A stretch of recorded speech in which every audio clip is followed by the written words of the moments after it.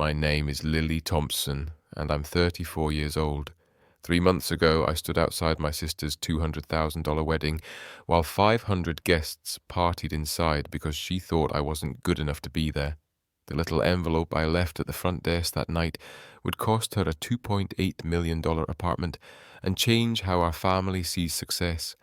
Before I tell you about that night and what happened after, please give a thumbs up and follow. If you like stories about standing up to hurtful family members, I'd also love to know where you're reading from and what time it is there. Share it in the comments below. Now let me take you back to that evening when everything changed between my sister Emma and me. The Grand Palace Hotel on Main Street sparkled like a dream that night. Shiny chandeliers glowed with warm light across the fancy stone lobby, and I could hear a small band practicing in the big ballroom. Emma had been planning this wedding for a year and a half, and from the photos I saw on her social media, she spent a lot of money to make it perfect. I smoothed out my simple black dress, which I got for $200 at a discount store and thought looked nice. But as I watched other guests walk by in their fancy dresses and tailored suits, I suddenly felt out of place. These weren't just regular wedding guests. They were Emma's new crowd. Tech bosses, rich investors, people whose vacation homes cost more than most people's houses. Name, please? The woman at the front desk wore a headset and held a tablet, her smile polite but professional. Lily Thompson, I'm the bride's sister. Her fingers moved across the screen, then moved again. Her smile faded a little. Could you spell that for me? Lily Thompson.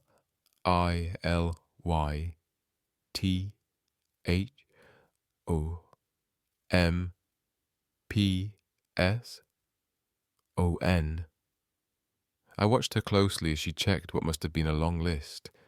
Emma had told me 500 guests were invited, the biggest wedding the hotel had this year.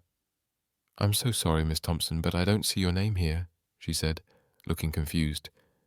Maybe you're listed as someone's guest? No, I sent my RSVP 2 months ago. I pulled out my phone and found the email confirmation.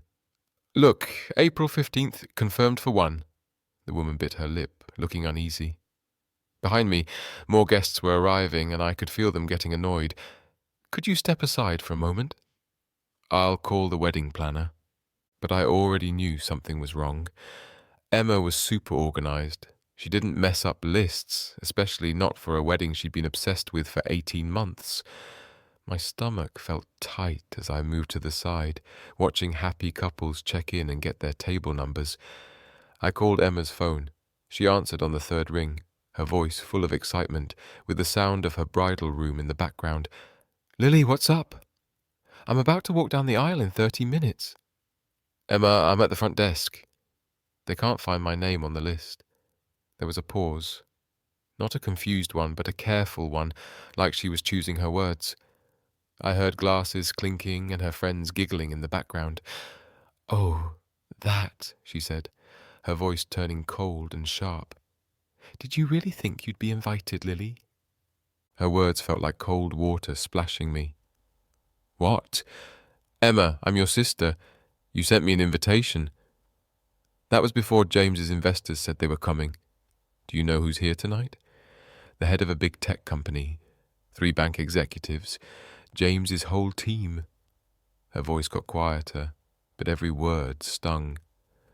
I can't have my jobless sister mixing with these people, talking about her little house-selling hobby. It's embarrassing. Hobby? I kept my voice calm, even though my hand was shaking. I've been selling houses for 8 years. Showing houses isn't a real job, Lily. Look, this is about James's future. Our future. His investors need to see we hang out with the right people. And honestly, a 34-year-old single woman who can barely pay her rent doesn't fit the picture we're showing tonight. I stood there for maybe 10 seconds, just breathing. The desk woman pretended not to notice me. A couple in fancy clothes walked by, the woman's jewelry sparkling. Somewhere in that ballroom, 500 people were about to watch my sister marry a man whose success mattered more to her than our 20 years as sisters. I understand, I said finally. Good. I knew you would. Maybe we can grab lunch next month when things settle down, I hung up. My hands were steady as I reached into my purse and pulled out the small white envelope I'd been carrying. It didn't have the $500 cash I'd planned to give Emma during the party, money I'd saved up despite what she thought about my life. Instead, it held something much more valuable, something that could have changed everything if she'd just let me speak at the wedding. I walked back to the desk. The wedding planner was there, looking sorry, but I just smiled and handed her the envelope. Please make sure Emma gets this. It's her wedding gift. As I left the Grand Palace that night, I thought about all the times Emma had laughed at my job. It started 8 years ago when I quit my office accounting job to become a real estate agent. You're wasting your degree, she'd said, right after finishing her business degree. Real estate is for people who can't handle real jobs. Every family dinner turned into a contest. Emma would show up with stories about her latest work project, the big companies she worked with, and the huge bonuses she got as a manager. Mum would smile proudly, Dad would nod, and then they'd all look at me. How's the house selling going, Lily? Mum would ask, like she was talking about a kid's toy store. It's good, I'd say, never mentioning the fancy houses I was selling, the connections I was making, or the clients who trusted me with their big money decisions. Why bother, they'd think. To them, I was pretending while Emma was winning at life. Last Christmas was the worst. Emma had just gotten engaged to James, and she kept talking about their money, their plans, and the beach house they were buying. You should think about your future, Lily, she said, eating her dinner. You're not young anymore, and selling houses isn't a plan for retirement. Mum joined in, as always. Emma's right, sweetie. Maybe you could work at her company. I'm sure she could help you get a job. I am doing fine, I said, sipping my drink. Fine isn't great, Emma snapped. When James's company grows big next year, we'll be set forever. What's your plan? Keep showing houses until you're 60? I wanted to tell them about the big opportunity I was working on, about the huge project I might manage. But I'd learned long ago that explaining myself to my family was like talking to a wall. They'd already decided I was the older sister who couldn't keep up with Emma's success. What they didn't know was that while Emma was climbing the usual job ladder, I was building something totally different, something that would make their idea of success look tiny. The second sign I'd become invisible to my family was quieter, but hurt more. It wasn't just about comparing jobs anymore. It was about being left out of Emma's big life moments completely. When Emma got engaged last year, I found out on social media. Not a call or text, just a photo of her hand with a big diamond ring and a hashtag, he said yes. By the time I called to say congrats, she'd already told tons of people. Oh, Lily, it's been so busy. You know how it is, she said.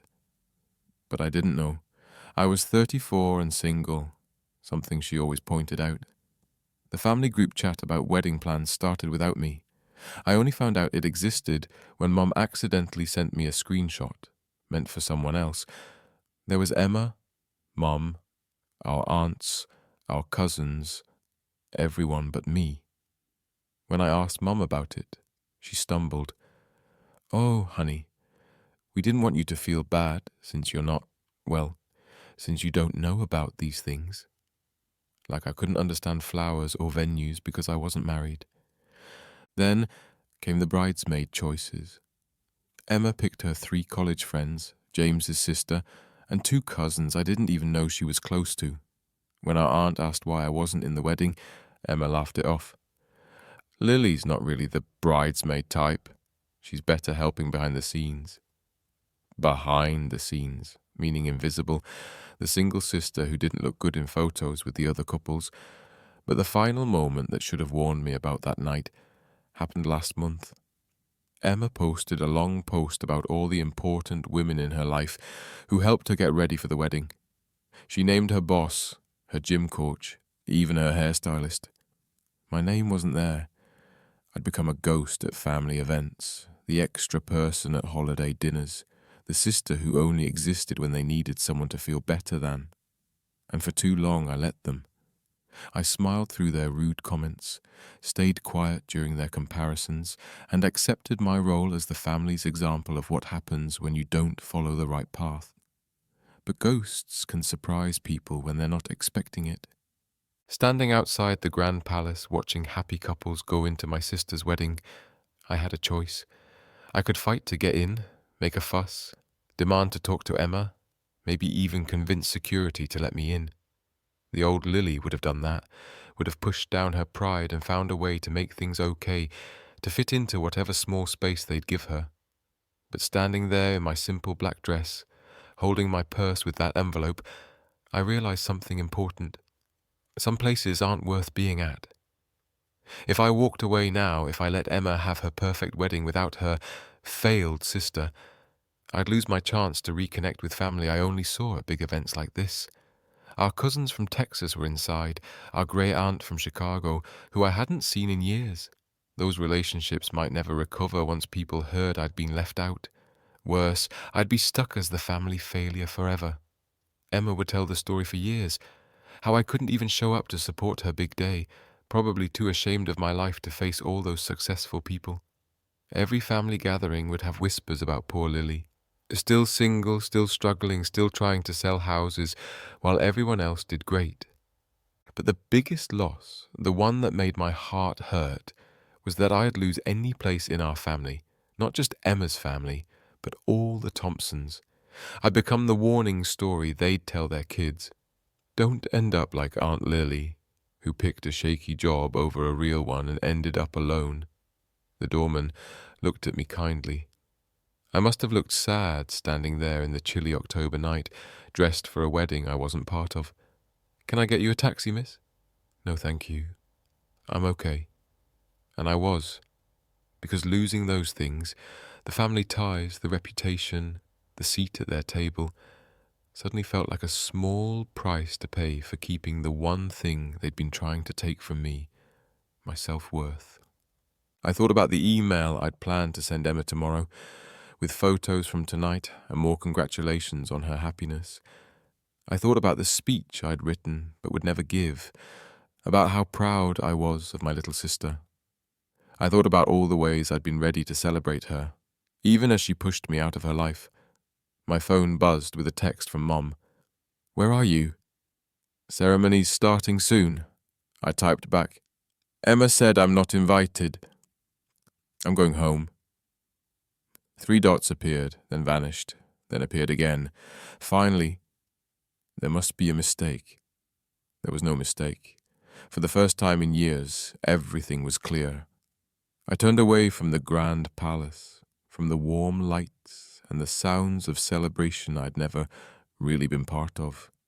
Some bridges need to burn, some doors need to close, and sometimes the strongest thing you can do is walk away. If you've ever been looked down on by your own family, you'll get what happens next.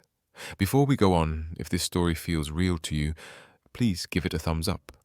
It helps spread this message about standing up to hurtful people, even if they're family. Now, let me tell you what was in that envelope and why Emma called me 47 times that night. Back at the front desk, I took out the small white envelope one last time. It was tiny, like something you'd get with flowers. I'd been carrying it for weeks, waiting for the right moment during the party to give it to Emma, maybe during a dance or when she was saying hi to guests. The desk woman watched nervously as I borrowed her pen. On the front I wrote neatly, "Wedding gift for Emma Thompson." "Please make sure she gets this," I said, sliding it across the counter. "It's important." "Of course, Miss Thompson. I'll take it to her room myself." "No," I said, shaking my head. "Not now. During the party, when she's with all those big investors and bosses she talked about, the timing matters." The woman nodded, looking puzzled. I didn't blame her. What kind of sister leaves a gift and then leaves her own sister's wedding? The kind who's about to change everything. I walked out into the cool October night. The city was buzzing, taxis honking, people laughing on their way to dinner, the endless energy of the city on a Saturday. Inside the Grand Palace, 500 people were about to watch my sister marry what she thought was success. They'd raise glasses of fancy wine that cost more than my monthly bus pass. They'd dance until late in a ballroom that looked like a palace. And I'd be at my favorite little restaurant, 3 blocks away, eating spicy pasta and sipping a normal glass of red wine alone. As I walked, my phone stayed quiet. The ceremony must have started. I pictured Emma walking down the aisle in a $30,000 dress, James waiting in his fancy suit, their rich friends wiping fake tears while thinking about how much money the couple had. None of them knew what was in that envelope. None of them could guess that the sister who wasn't invited, the one they thought was a failure, had left something that would change how they saw success and failure. I figured it would take about 30 minutes for Emma to open my gift once the party started. 30 minutes before my phone would light up with calls I wouldn't answer. I put my phone on silent and kept walking. I was halfway through my pasta when it began. My phone, face down on the table, started glowing like a flashing light. It vibrated so much it slid across the table. I flipped it over. The screen was wild. 47 missed calls from Emma, 23 texts, each one more panicked. "Lily, what is this? Is this real? Call me now. Please, this can't be real. Where are you, Lily? I'm sorry. Please call 15 messages from Mum. What did you do?" Emma's falling apart. This is her wedding day. How could you do this to her? Answer your phone. 8 calls from James. I didn't even have his number saved, but there it was, calling over and over. 3 calls from unknown numbers, probably Emma using other people's phones when I didn't answer. The restaurant was small, and everyone could hear my phone buzzing. People started looking at me. The waiter came over, worried. "Is everything okay, miss?" "Perfect," I said, and I meant it. I held down the power button until my phone turned off. "Can I get another glass of wine?" For the first time in years, maybe ever, I felt in control. Not because I'd hurt Emma, that wasn't my goal, but because I'd stopped letting them make me the family failure. I'd stopped being the one they pointed at and said, "At least we're not Lily." My phone was off, but I could picture the scene at the Grand Palace. Emma in her fancy dress, surrounded by all the important people she wanted to impress, holding my gift with shaking hands, whispers spreading through the room, questions she couldn't answer. The perfect image she'd built starting to break. And the best part, she'd done it to herself. She opened that envelope in front of everyone, probably expecting money or a check, something she could brush off with a fake smile. Instead, she found something that made her call me 47 times in 20 minutes. My pasta was getting cold, but I didn't care. For once, I was exactly where I wanted to be. The truth was, I'd been keeping a secret for months. Not a mean secret, but the kind you hold tight when you're not sure who to trust with good news. It started 6 months ago with an email on a Tuesday morning. While I was showing a small apartment to a young couple, my phone buzzed with a message from an email I didn't know, jsmith@bigstone.com. I almost deleted it, thinking it was junk. Real estate agents get lots of fake offers, but something told me to open it. "Dear Ms. Thompson, after your amazing work on the Parkside project and your smart ideas for our downtown deal, Big Stone Real Estate wants to talk about a big job in our New York office. I read it 3 times while my clients talked about the apartment's size. Big Stone, the biggest real estate company in the world, managing over $300 billion, wanted me. The interviews were tough. 6 meetings over 3 months, going to their fancy offices, talking to bosses whose names I'd only seen in newspapers. They asked me about markets, projects, and trends, everything I'd taught myself over 8 years of what my family called playing with houses. The job offer came a week before Emma's wedding. Senior Vice President, Real Estate Acquisitions, managing a $500 million group of fancy homes in the area. The pay was more than Emma and James made together. The bonus alone was more than I'd earned in 2 years. But there was something else, something locked in my bank safe, something I'd planned to share at the wedding in the kindest way possible. 6 months ago, after my first Big Stone interview, I did something bold. There was an apartment on the Upper East Side, a 3-bedroom with huge windows looking at the park. 2 years ago, Emma had taken me to see it, dreaming out loud about living there when James's company got big. She took pictures in every room, put them on her dream board, and told everyone it was her perfect home. The owner needed to sell fast because of a divorce. With my real estate connections and hope that Big Stone would hire me, I made an offer, cash, done in 30 days. The key to that $2.8 million apartment was supposed to be my wedding gift to Emma. I'd planned to stand up during the toasts, say how proud I was of my sister, and give her the key in front of all those important people she cared about. It would have been perfect, the failed sister giving an amazing gift, showing success comes in many ways. But that key was still in my safe, and after that night, it was staying there, or rather, going to a better place. I'd already prepared papers to donate it to the Women's Shelter of New York. They could sell it or use it to help women start over. Either way, it would help people who really needed it. Emma would find out about the apartment eventually, maybe when she saw the donation announcement, but it would be too late. Some gifts, once turned away, can't be taken back. By Sunday morning, the voicemails went from angry to begging. I turned my phone back on to find 127 missed calls and a full voicemail box. Emma's first message was sharp. "Lily, what kind of joke is this? Big Stone? Call me back and explain." By the 10th, she was crying. "I looked it up, Lily." "Oh my gosh, Senior Vice President? Is this real? Please call. I'm so sorry about yesterday. James's message was calmer, but shocked. Lily, Emma's falling apart. Half our investors are asking about you. 3 of them know you from work. Please call." But Mom's last voicemail showed their panic. "Lily Marie Thompson, answer this phone." "How could you hide this from us? Your own family? Emma says you're a big boss at Big Stone managing millions. This can't be true. You sell houses. You can barely pay rent. What's going on?" Barely pay rent.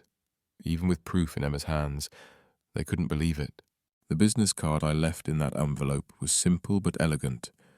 Lily Thompson, Senior Vice President, Real Estate Acquisitions, Big Stone Real Estate Partners, 123 Park Avenue, New York, NY. On the back, in my handwriting, "I was going to announce this at your party and give you the keys to the Parkside apartment, the one you loved. But it seems successful people don't belong at your wedding. Congrats on your marriage. The apartment will be donated to charity in your name." My cousin Mia, the only family member who texted to say congrats instead of demanding answers, said Emma opened the envelope during the party's cocktail hour, with at least 50 guests around. She laughed at first, thinking it was a joke. Then, someone pulled up Big Stone's website, which had updated 3 days ago with my photo and bio. The party practically stopped. 3 of James's investors knew my name. I'd been handling their personal real estate for a year, though only by email and phone. The head of a big tech company, who Emma wanted to impress, had even tried to hire me last month. Every mean comment, every time they called me a failure, it all fell apart in front of the people Emma wanted to look good for. They must have searched my name like crazy. I could imagine Emma, still in her wedding dress, with James and her friends around someone's phone, typing my name again and again. The first search result would have been Big Stone's announcement from 3 days ago. Big Stone Real Estate Partners names Lily Thompson as Senior Vice President, President of Real Estate Acquisitions. Then the details that would have shocked them. Thompson will manage a $500 million portfolio of luxury homes in the New York area. She brings 8 years of experience, including the record-breaking Parkside project that earned a 47% profit for investors. A news article from last month, before my job was official, Lily Thompson, the independent agent who led the $127 million downtown deal, is a new kind of real estate star. Another story from 6 months ago, the quiet power broker, How Lily Thompson became the go-to for super-rich clients. But the number that would have stunned them was on Big Stone's website. Assets managed $1 trillion. My division alone, $15 billion. Mia's text included a photo from the party. Emma was holding my business card, her face full of shock and sadness, with guests staring at their phones. James stood beside her, his hand on her back, looking just as stunned. In the background, some investors were talking, clearly about me. "Everyone's asking where you are," Mia wrote. "3 of James's investors want your contact info. They said they've been trying to meet you for months. Emma had to admit she doesn't even have your work email." She didn't have my work email. She didn't know where my office was. She didn't know anything about my job because she never asked. For years, every talk was about her wins, her goals, her success. If I tried to share about my work, she'd brush it off. "Oh, you're still doing the house thing." My phone buzzed with another text from Mia. "Emma just said she's leaving her own party early. She looks sick. Your mom's telling everyone you must have messed up the business card." A mistake? Even with all the proof, they couldn't believe the failed sister was more successful than them.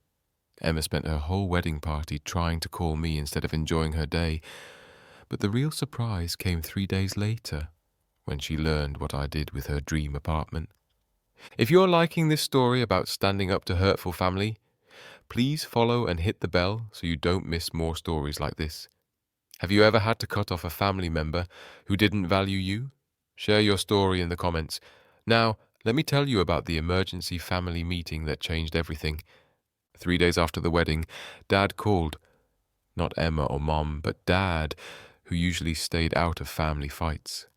"Lily, we need you at the house. Family meeting tonight at 7. "I'm not coming, Dad. Your sister's heartbroken." "Your mom's upset. The least you can do is explain." "Explain what? That I got a big job? That I'm successful? What needs explaining?" He sighed. "Just 1 hour, please. We need to understand." I almost felt bad for him. Almost. "They can have their meeting." "I won't be there." The meeting happened anyway. Mia texted me the details. The whole Thompson family was in my parents' living room. Mom, Dad, Emma, James, 3 aunts, 2 uncles, and cousins. The same people who saw Emma's reaction to my business card at the wedding. Mia said Emma stood up still in casual clothes from cancelling her honeymoon and read my business card like it was proof in a court. Lily Thompson, Senior Vice President, Real Estate Acquisitions, Big Stone Real Estate Partners. Her voice broke on senior. Then the questions came. How long has she worked there? Why didn't we know? Is this why she wasn't at the wedding? Wait, Emma, you uninvited your own sister.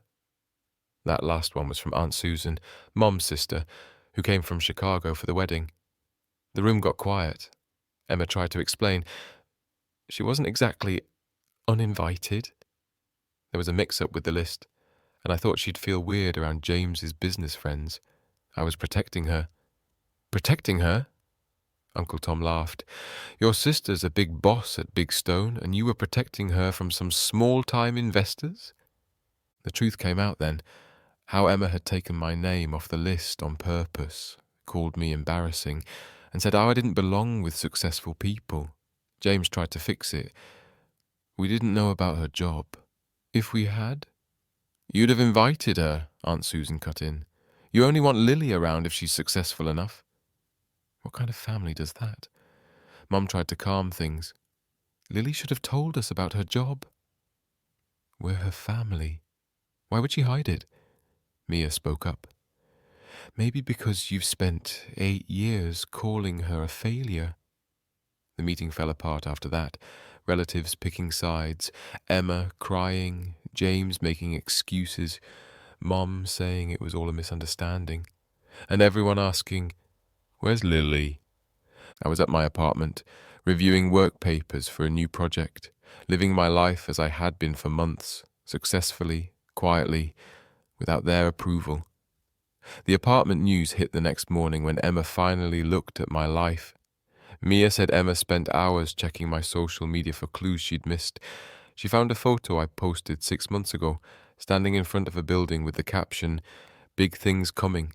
Emma had liked it without reading it, probably scrolling past.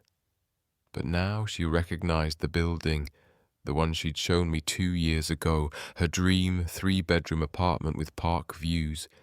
She'd made it her laptop background and talked about it all the time. "That's the Parkside building," she whispered to James. "That's my apartment." My apartment, even though she never made an offer or had the money, just dreamed and posted pictures. But in her mind, it was hers. James checked the public real estate records. It took 5 minutes to find the sale from 6 months ago. Unit 47B sold for $2.8 million, cash purchase, buyer, Lily Thompson. Emma called right away. For once I answered. "You bought it?" Her voice was soft. "You bought my dream apartment." "I bought an apartment," I said. "It was only yours in your dreams. But you knew I wanted it. It was my dream home, and I was going to give it to you. The keys were my wedding gift. I had a speech ready about how proud I was of my sister, how you deserved your dream home. I was going to give you the keys in front of all those investors you care about." Silence stretched so long I thought she hung up. "You were going to give me a $2.8 million apartment?" "Yes, but you decided I wasn't good enough for your wedding, so I decided you didn't deserve my gift." "Lily, please, I'm sorry. I was so wrong. Can we talk? Can we fix this?" "Some things can't be fixed, Emma. You didn't just uninvite me. You erased me from your life because you thought I was less than you, and you did it in front of everyone, on a day that should have been happy. I'll do anything. James and I have been saving for years for a place like that. It would change our lives, I thought, about all the times my success could have changed how they saw me if they'd just looked." "It's already changing lives," I said, "just not yours." That morning I'd met with the director of the Women's Shelter of New York, Ms. Carla Rivera, at my lawyer's office. "Ms. Thompson, this is a $2.8 million property," she said, shocked. "Are you sure you want to donate it?" "Absolutely. I want it to help women starting over, women who've been told they're not enough, who need a chance to prove everyone wrong." The tax benefits were great. My accountant was excited about the $2.8 million deduction. But more importantly, the apartment would be sold to fund the shelter for 5 years, or used to house 12 women at a time. I had my lawyer send Emma the donation papers that afternoon. The email subject was simple: "Your wedding gift has a better home."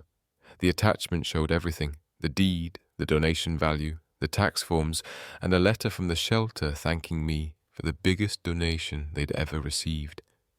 Emma called 17 times that hour. James called 10. Mom called 23. I didn't answer.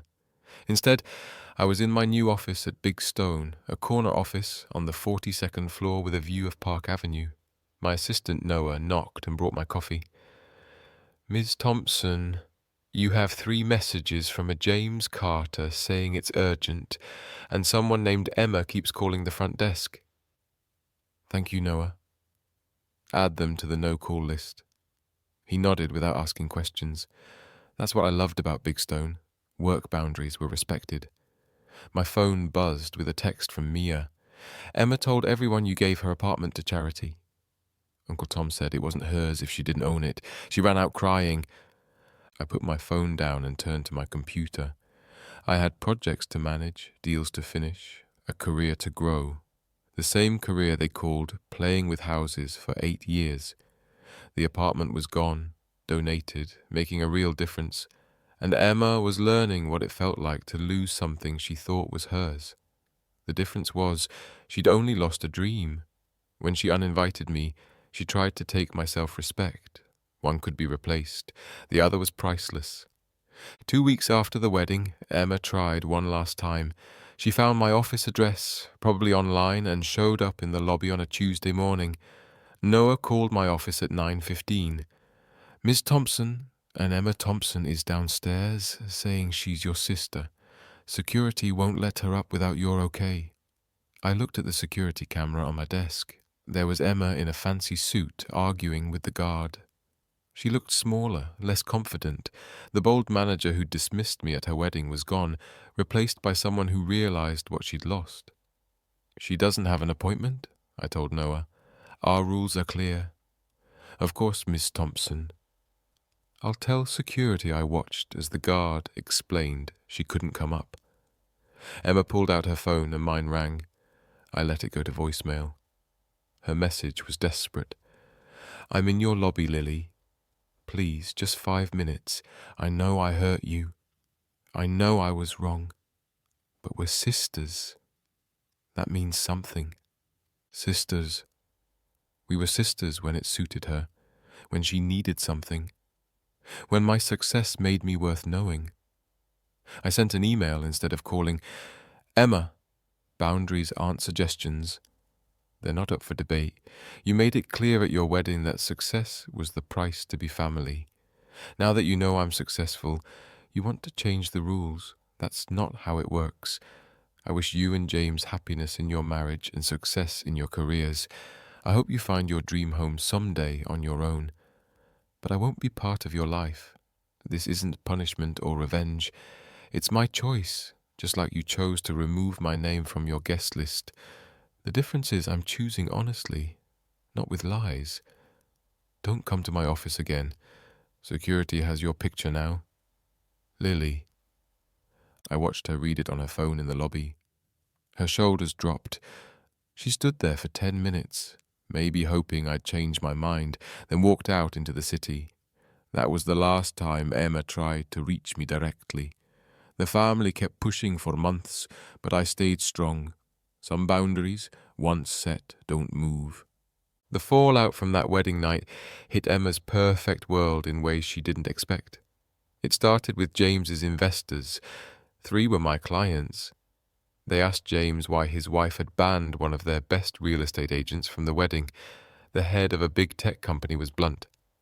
Your wife uninvited Lily Thompson, the one who manages my family's $30 million properties? That's bad judgment. New York's business world is small, and word spread fast that James's wife had embarrassed a big stone executive, someone many of them needed for their investments. 2 investors backed out of James's company funding, saying they worried about the team's decisions. But the bigger hit came from James's company. Mia heard that his board had an emergency meeting 3 weeks after the wedding. Having a wife who publicly upset major business people wasn't the image they wanted for their leader. They didn't fire him, but they made a new rule: no spouses at company events. Emma, who cared so much about looking good to investors, was now banned from the world she'd tried to join by kicking me out. Meanwhile, my career grew in ways the family couldn't ignore. A big newspaper ran a story about young real estate leaders, with my picture front and center. It talked about my $500 million portfolio, my creative deals, and how I was the youngest senior vice president at Big Stone. Mom sent me the article with a note. So proud of you, sweetie. Always knew you'd do great. Always knew, like they hadn't spent years calling me a failure. Emma and James's social media, once full of perfect couple photos, went quiet. No honeymoon pictures, no happy posts. Mia said Emma took a break from work, too embarrassed to show up. The perfect couple who had everything, the big wedding, the fancy friends, the great image, lost it all in one night because Emma couldn't value people beyond their jobs. 6 months later, the family's attempts to fix things went from desperate to giving up. Mum still called every month saying, "She's your sister, Lily." "Family forgives," I'd reply. "When Emma learns to respect me, we can talk about forgiveness." The family split into sides. Aunt Susan and Uncle Tom, who saw Emma's actions at the wedding, supported me. Others, who only heard Emma's side, thought I was mean. I didn't care about their opinions anymore. I was busy living my life. 8 months after the wedding, I got promoted to executive vice president with a $1.2 billion portfolio and a team of 12 people. The news made a big finance paper. Emma didn't call, but Mia said she printed the article and cried at her desk. She keeps saying, "You're just in a fight and you'll come around," Mia told me over coffee. What do you tell her? The truth, that you've moved on, that you're dating that architect from your downtown project, that you're happy. I was happy. Ethan, the architect, was everything my family would have liked. Successful, steady, from a nice family. The irony, I met him only after I stopped caring what they thought. Emma was struggling. The woman who'd built her life on being the successful sister was now known as the one who embarrassed herself at her own wedding. James's company had layoffs, and though he kept his job, the stress showed. Their perfect life wasn't so perfect anymore. Emma still texted me every few weeks. I didn't reply, but I read them. I think about that night every day. I'm in therapy, learning about bad family habits. I was wrong about everything. I miss my sister. That last one almost got to me. But then I remembered standing outside the Grand Palace, being told I wasn't enough. I remembered 8 years of mean comments, being called a failure, having my career laughed at as playing with houses. Some bridges, once burned, light the way to a better path. Today, it's been 1 year since Emma's wedding. I'm in my new office, executive vice president now, on the 53rd floor with a view from the park to the river. My nameplate still feels like a dream sometimes. My assistant knocks. "Ms. Thompson, your 3 o'clock is here." "Send them in, Noah." Ms. Carla Rivera from the women's shelter walks in, smiling big. "Lily, I had to tell you in person, the Parkside apartment sale closed yesterday for $3.2 million. The market went up since your donation. That money will keep our shelter open for 7 years and start a job training program." "That's amazing, Carla. 43 women have already lived there because of you. Women who were told they're worthless, who had nowhere to go, who needed someone to believe in them. You gave them that." After she leaves, I look out my window at the city. Somewhere out there, Emma's living her life. Still married to James, still at her job, still posting perfect-looking photos. She sent me a real letter last week in her handwriting. I almost threw it away, but I read it. "Lily, it's been a year since I made the worst mistake of my life. I don't expect forgiveness or a reply. I just want you to know I get it now. Success isn't about jobs or money or big apartments. It's about being someone others want to celebrate, not for what you've done, but for who you are. I failed as a sister. You didn't just become successful, Lily. You always were. I was too caught up in my own fears to see it. I'm not asking for another chance. I just want you to know I understand what I lost. Not the apartment, not the connections, but my sister, worth more than anything. I kept the letter, not because I'm ready to forgive, but because it shows people can learn, even if it's too late." My phone buzzes with a text from Ethan. "Dinner at 8, that new place in the city." Perfect. Love you. My new rule is simple. I surround myself with people who saw my worth when I had nothing to prove. Ethan, Mia, my team at Big Stone, friends who cheered my quiet wins before they went public. Family isn't just blood. It's the people who stand by you when you're invisible and celebrate you before you're a big deal. It's those who see your value when your name's not on any list. Sometimes the best gift you can give yourself is walking away from people who don't see your worth, even if they're family, even if they learn too late, even if they beg to try again. Self-respect is the only success that really counts. If you've read this far, you know sometimes the strongest thing is walking away from those who don't value you, even family. What boundaries have you set with hurtful relatives? Have you ever chosen self-respect over family peace? Share your story in the comments. If this message hit home, share it with someone who needs to hear they're enough just as they are. Follow for more stories about choosing your worth over toxic relationships. Success isn't about proving others wrong. It's about knowing you're already enough.